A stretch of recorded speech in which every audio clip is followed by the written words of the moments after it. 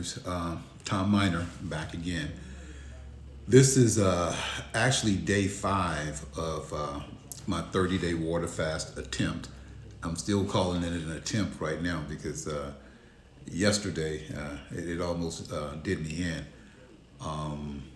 I have fasted for extended periods of time before, but yesterday was my 4th day, and I had intended to make a video early that morning, but I did my exercises and stuff like that, which may have been a mistake.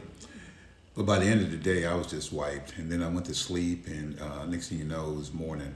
So this is my 4th video, but this is actually day 5 of my 30-day water fast. And today, if you're checking the calendar, it's January the 6th, and it is Saturday. So, yeah, a little bit about yesterday. I woke up extremely early. I even sent out text messages to some of my friends who are partaking in this, just to let them know that I was feeling energetic. I think I sent out my first text message at like 4:30. And then I got out of bed and did my little morning exercises, which at some point I'll hopefully show those. And then I came to my office. I think I got here about 7. And then I have my vibratherapy, and I went on that machine for like 40 minutes. But long story short, I think I overdid it. So I'm going to really reduce my exercises down going forward because I was, and the thing is that when I say I almost gave in, it wasn't that I was hungry, right? But fasting, you can get dehydrated. And I think that might have been a part because even though I'm drinking water, I got to increase my intake. But let me say this before I go any further, right? Make sure if this is something that you're interested in doing, there's 2 things that'll help you through. One is medical supervision, and then 2 is to do as much research as you can about fasting because you need to kind of know what to expect in order to be able to deal with it or to know that it's something that's going to pass. So with that said, a couple of things that I wanted to share with you. I got my iPad, so I'll be looking this way here because I wanted to share these things and make these a little bit more fluent as far as the speech goes. But one of the biggest benefits from fasting, I think a lot of people who might want to do it for other reasons than what I'm doing, and that is to deal with my MS condition, is that there's something called autophagy. And by day fast of a water fast, the process is well underway. And it typically starts after 24 hours of fasting. But what autophagy is basically, if you look up the word, it's just so you want to know, it's AUTOPHAGY, autophagy, and it stands for self-eating. But basically, it is a cellular function that allows the body to regenerate itself. And so one of the benefits that comes with it is, it reduces inflammation, but it also regenerates your skin. It tries to, you'll see wrinkles start to kind of dissipate a little bit. But if you just include fasting as a part of your lifestyle, right, to the point where you can do maybe 24 or maybe even 48 or 72 hours, a 3-day fast. Anything over 3 days is considered long-term as far as I'm concerned. But 24 hours or 36 hours, that's enough for you to start experiencing autophagy, which is a real benefit as far as kind of turning back the hands of time as far as wrinkles and your skin and stuff like that. So that is something that I'm way into now. And so, in 30 days, hopefully, no doubt about it, you'll see a change in my overall appearance at the end of this thing. Probably before that, I think around about day 10 or day 11, 5 or 6 days from now, you'll really start seeing some big differences in me physically, right? But the second thing here under this area is stem cell production.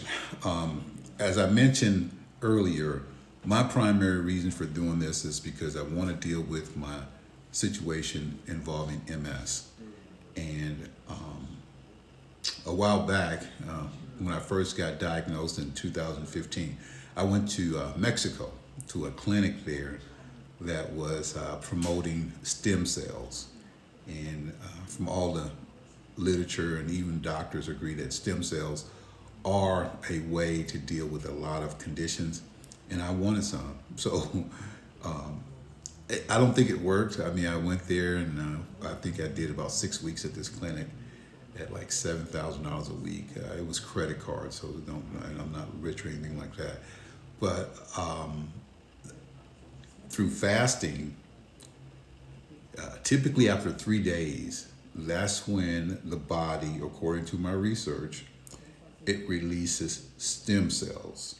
It says that prolonged fasting has also been linked to increased production and regeneration of stem cells, particularly in the immune system.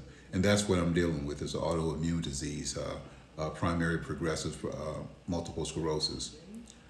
So when the body is deprived of external sources of food, it starts utilizing internal reserves like fat for energy, which can trigger a survival response that leads to the enhancement of stem cell production.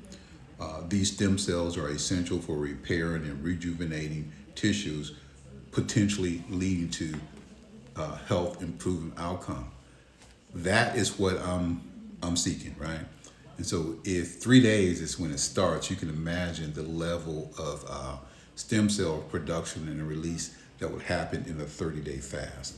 And so that's what I'm shooting for. And I don't know how extensive or what's going to happen at the end of it, but I'm going to give it a try, and I'm going to let you guys hopefully visit, that portion with me as well. Dealing with hunger and cravings, right? One of the things I had to really accept and adjust to is understanding when I'm hungry versus when I'm craving, right?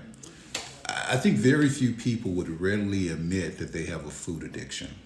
I mean, addiction to sugar, addiction to flour, addiction to salt, all the different things that, trigger people to think they want food when it's really just addiction or withdrawal for some of the substances that are in food that makes us crave them, right?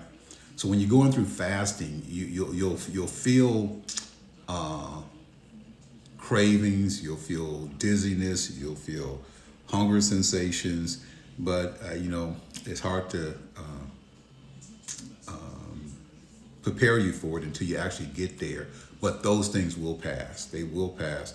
A lot of times, if you're able to take a nap or withdrawal or take some water, or like sometimes I'm here at my office, I just put my head down on my desk for 5 or 6 minutes, and then all of a sudden, I feel a spike of energy.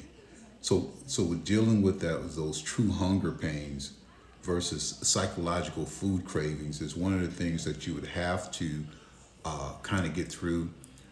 It is permissible when you're fasting to drink like herbal tea, coffee, and some even say, bone broth, but this is be strictly the broth from bones, not the other things that you make into bone broth like carrots and stuff, just the broth itself.